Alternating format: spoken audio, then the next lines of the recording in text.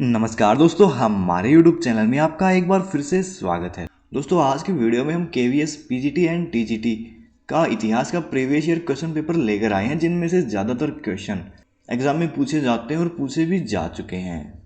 दोस्तों, अगर आप भी अपनी परीक्षा में अच्छे अंक प्राप्त करना चाहते हैं तो आज की यह वीडियो आपके लिए काफ़ी फायदेमंद होने वाली है। दोस्तों, आपको बता दें कि यह क्वेश्चन पेपर 4 पार्ट में डिवाइड होगा। पार्ट 2, पार्ट 3 एंड पार्ट 4 का लिंक आपको डिस्क्रिप्शन बॉक्स में मिल जाएगा। तो चलिए दोस्तों, आज के क्वेश्चन पेपर को स्टार्ट करते हैं। अगला प्रश्न है, चंपारण में कृषक असंतोष का क्या कारण था जिसे लेकर महात्मा गांधी ने चंपारण सत्याग्रह आंदोलन प्रारंभ किया? इसके ऑप्शन है: आ दमनकारी भूराजस्व मांग द्वारा किसानों को उनकी भूमि से बेदखल, बी जमींदारों किया जाना, सी तिनकठिया व्यवस्था के अंतर्गत नील की जबरन खेती, डी राजस्व अधिकारियों द्वारा की जा रही जातियां। इसका सही उत्तर है तिनकठिया व्यवस्था के अंतर्गत नील की जबरन खेती। अगला प्रश्न है, पित्रा ड्यूरा कीमती पत्थरों बटा रत्नों की जड़ाई के अलंकरण की नवीन शैली का आरंभ किस मुगल शासक के काल में हुआ? इसके ऑप्शन है: आ अकबर, बी शाहजहां, सी जहांगीर, डी औरंगजेब। इसका सही उत्तर है जहांगीर। अगला प्रश्न है, शासक बनने के बाद अशोक के द्वारा की गई एकमात्र विजय का उल्लेख उसके किस अभिलेख में मिलता है? इसके ऑप्शन है: आ प्रथम शिलालेख, बी द्वादश शिलालेख, सी द्वितीय शिलालेख, डी त्रयोदश शिलालेख। इसका सही उत्तर है त्रयोदश शिलालेख। अगला प्रश्न है, पैगंबर मोहम्मद की मृत्यु के बाद उनकी राजनैतिक सत्ता किसको मिली? इसके ऑप्शन है: अ खलीफा, बी उमैयद, सी उम्मा, डी अब्बासिद।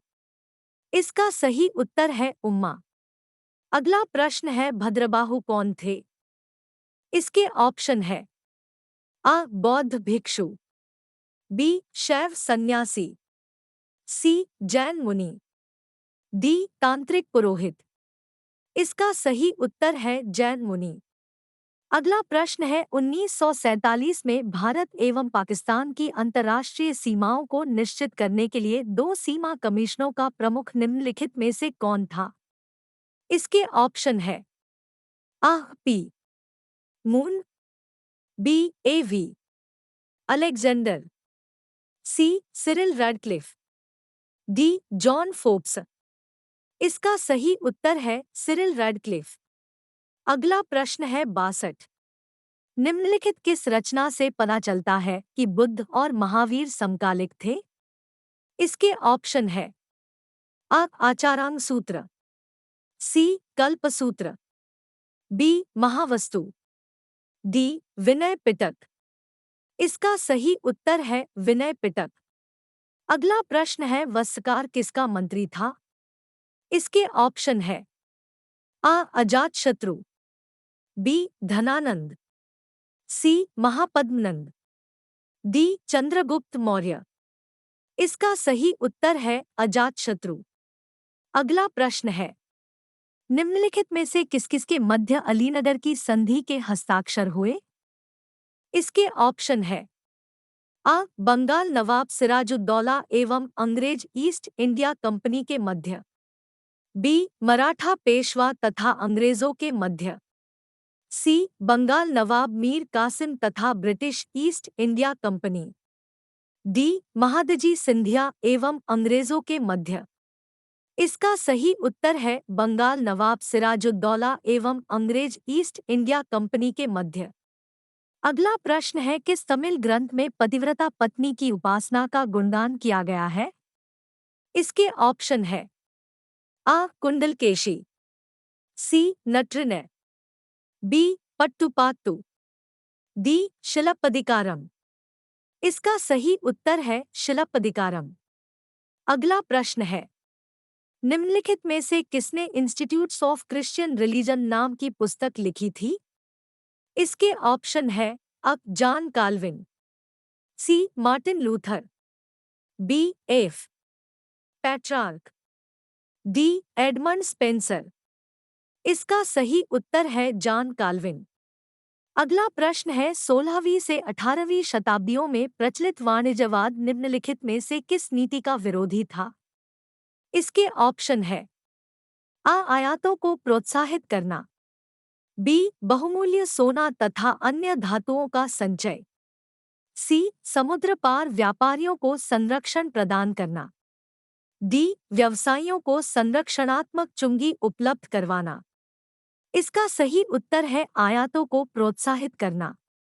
अगला प्रश्न है काल संहिता कब लागू की गई? इसके ऑप्शन है 1878, सी 1883, बी 1894, डी 1899। इसका सही उत्तर है 1883। अगला प्रश्न है किस इतिहासकार ने यह तर्क प्रस्तुत किया था कि भारत में अंग्रेजी साम्राज्य की स्थापना किसी पूर्व योजना के अंतर्गत नहीं हुई थी और यह कहा कि यह 6 सभी समय हम एक ओर देखते रहे और दूसरी ओर चलते रहे? इसके ऑप्शन है J R Seeley, B Vincent Smith, C T Spear, D H Wilson.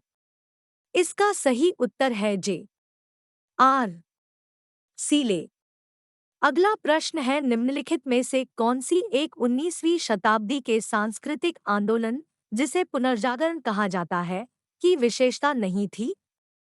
इसके ऑप्शन है भारत के अतीत में तार्किकता को खोजने का प्रयास, बी पश्चिम के राष्ट्र के विचार को चुनौती, सी तर्क के आधार पर उसकी भारत धार्मिक परंपराओं की व्याख्या, डी तर्क के आधार पर हिंदू धर्म का सुधार। इसका सही उत्तर है पश्चिम के राष्ट्र के विचार को चुनौती। अगला प्रश्न है अशोक ने अपने धम्म के प्रचार के लिए दूत भेजे हैं। इसके ऑप्शन है रूस में, बी दक्षिण अफ्रीका में, सी मध्य एशिया में, डी सीरिया में।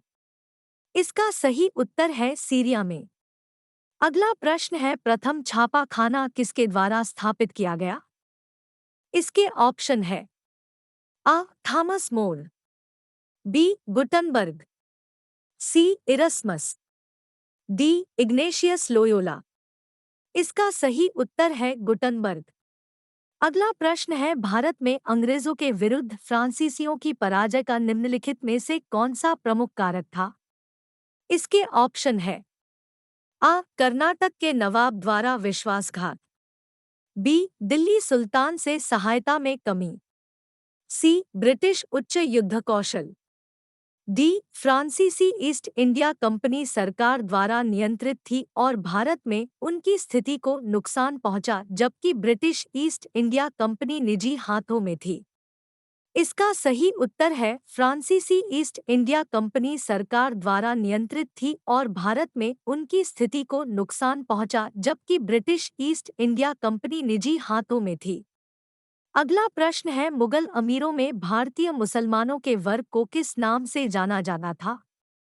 इसके ऑप्शन है Ajam, C Tajik, B Khanzada, D Shaikhzada. इसका सही उत्तर है शेखजादा। अगला प्रश्न है वेदांत ज्योतिष किसने लिखा था? इसके ऑप्शन है आर्यभट्ट, सी ब्रह्मगुप्त, बी लगध, डी लाटदेव।